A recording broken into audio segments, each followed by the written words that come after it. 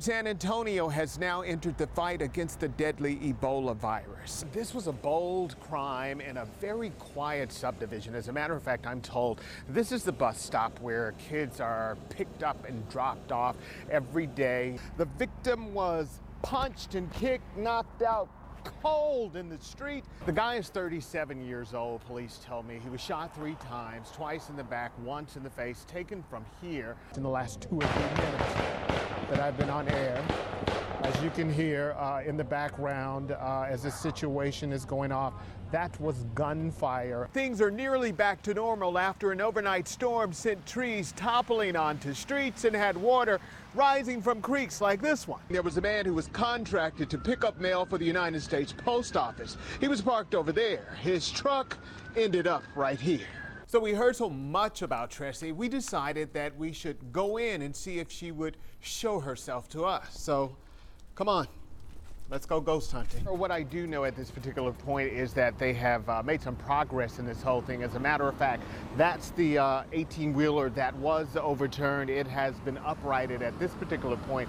What they're doing now is the cleanup of all of this cardboard mess that you see here.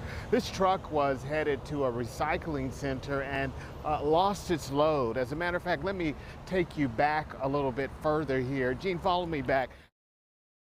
Verda Bird, who was adopted, thought she was an African-American woman for 7 decades. That's until she started looking for her biological parents, and she found out a well-kept family secret, that she was really white.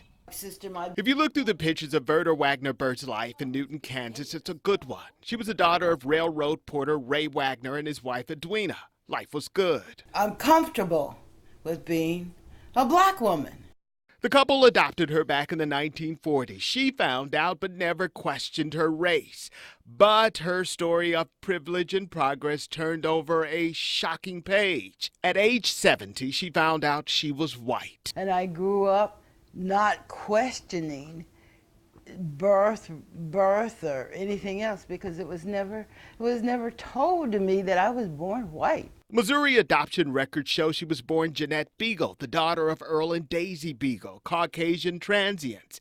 Jeanette became a ward of the state after her father walked out on 10 kids and her mother fell nearly 30 feet in a trolley accident. I wouldn't go back to my birth name if I had to.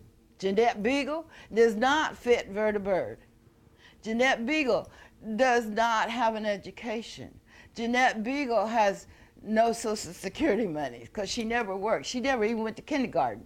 And Verda Bird, who was ripped from her white heritage, has definite opinions about Rachel Dolezal, the former NAACP leader who chose to be black. Why are you so upset with her? Because she lied about her race. I didn't lie because I didn't know.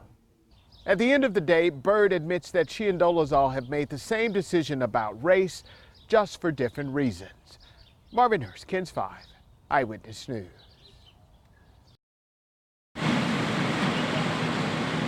When San Antonio firefighters arrived at 901 North Pine, the battle was evident.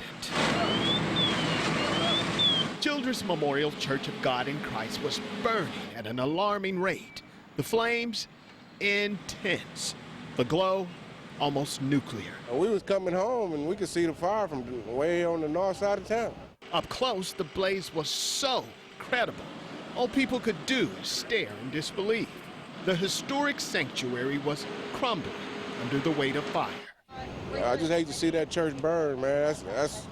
That's a church that I've known a long time. More than 1,000 are on the roster here. One by one, they showed to watch the building that meant so much to them perish. I didn't think it was this much. It was this like this. I just didn't think it was like this. It's just demolished. It's gone. It's gone. Part of my history, part of my life is gone. This 2-alarm fire fills the spaces where praising, worshiping, reaching out to the community existed. It's a very sad thing for this neighborhood. That church has been there since 1908, and there have been a lot of weddings and a lot of funerals and a lot of baptisms and just a whole community of people, you know, going to church here, and it's it's just heartbreaking. It was truly heartbreaking to this woman who dropped her grief into her hands. This place, so special to so many, is gone, but not forgotten. Yeah, that's part of the East Side history, gone. It is as if it was happening yesterday. Paul Rusesabagina can't remove the horrific scars of the Rwandan genocide of 1994. 800,000 plus men, women, and children were killed in the civil war between the Hutus and the Tutsis, a battle for government control that boiled over with blood.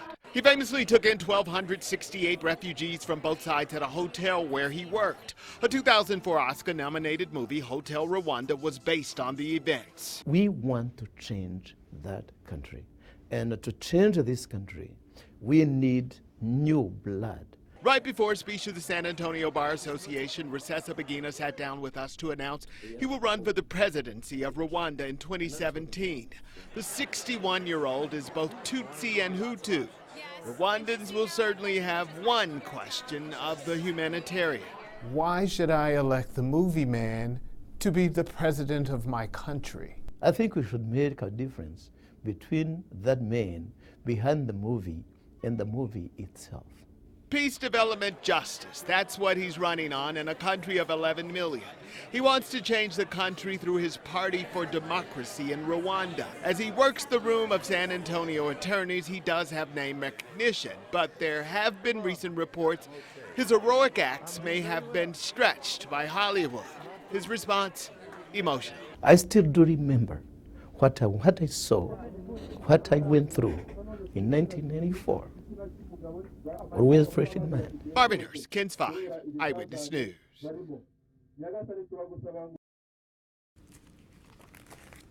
I mean, there are some kind of sad things. There are programs for babies who died. Matthew DeWalsh flips through a living more. And there is one case of a murder-suicide, and we have both the murderer and the victim programs from both of their funerals. The volumes evoke pain and pay homage to the dead. There was one case where a young woman died in an accident, and her aunt died the following day of a heart attack. The Texana Genealogy Department at San Antonio Central Library is archiving the obituaries of African Americans. And we thought, you know, this is an underdocumented segment of the population that really needs to be represented. So 10 years later, they have 4,500 obituaries.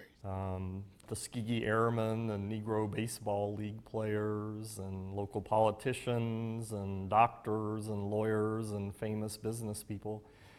But a lot of these are just average, everyday neighborhood people. DeWalsh has touched every story, even people he recalls helping at the library, like David Edens. We'd ask him how he was doing, and he would always say, fine, fine, fine. It was, you know, just kind of a local character from back home here. The collection has turned into the largest one in the state of Texas, and the library wants more obits to add to this list of the lifeless. And for the man who has so many obituaries at his fingertips, he hasn't thought about his own.